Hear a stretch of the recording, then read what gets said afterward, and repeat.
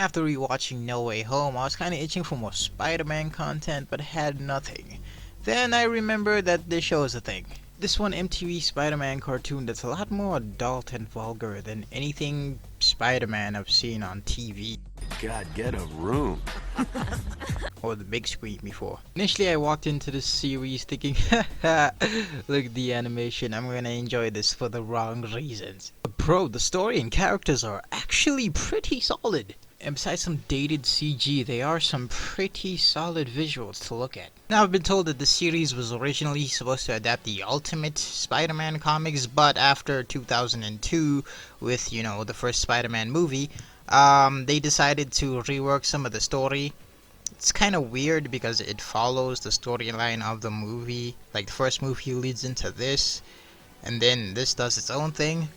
But like, these characters act nothing like the movie, dude. Okay, a few things here and there because, you know, they're still the same characters, but for the most part, they act more like, you know, the Amazing Spider-Man and Andrew Garfield's Spider-Man and all that. Like, the Spider-Man in this movie quips a lot, dude. Like every episode, he would quip. I don't know who you are, lady, but take a swipe at Spidey Days ended last month. Quip. Well, it's Tobey Maguire's Spider-Man kinda quips sometimes, but not really. He's like really quiet, a good guy, you know what I'm saying?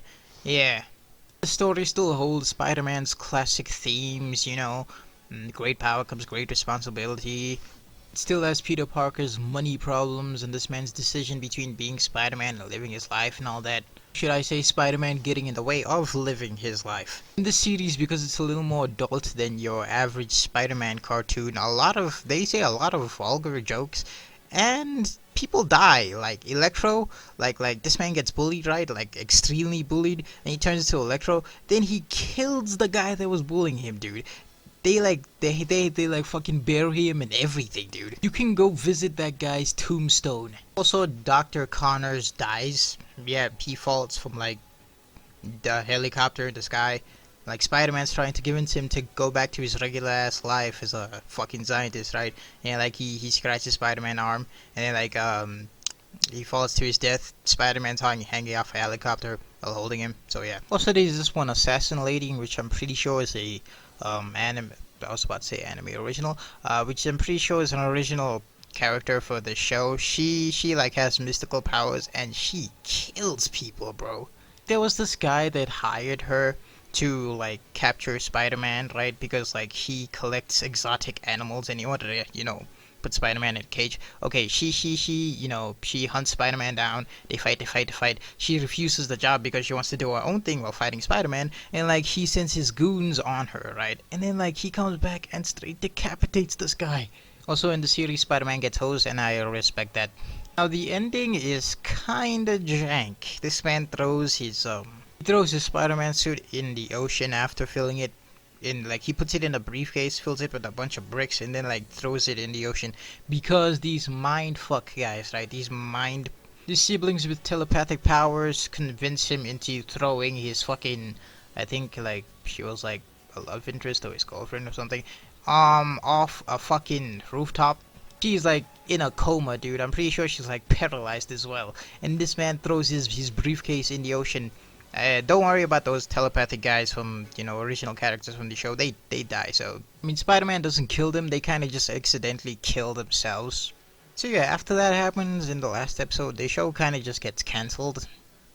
Yeah, they just leave us in a cliffhanger like that. MTV says some shit about it not getting, you know, enough views despite it being very popular, and at the time, like CG animation and, you know, cartoons and shit wasn't a, you know, a big thing. So this was making a lot of noise because people thought this was really good, but then it got cancelled. So yeah. Though I did hear somewhere, I think it was like by the people that worked on the show, that if it had gotten a second season, the characters like the Vulture, Mysterio, and Venom would have showed up, as well as Gwen Stacy. At the very least, we have some closure as to what would have happened if this show continued. Spider-Man wouldn't have just like quit being Spider-Man, so that's pretty cool. Also, Neil Patrick Harris is Peter Parker in the series, and he's fucking amazing at it, dude. The dude captures both Peter Parker and Spider-Man perfectly, and I'm pretty sure he was like Spider-Man in Shattered Dimensions, Ultimate Spider-Man, so that's pretty cool. So don't get me wrong, the other voice actors are pretty amazing too. Yeah, that's it for this video. I'll see you guys later. Bye.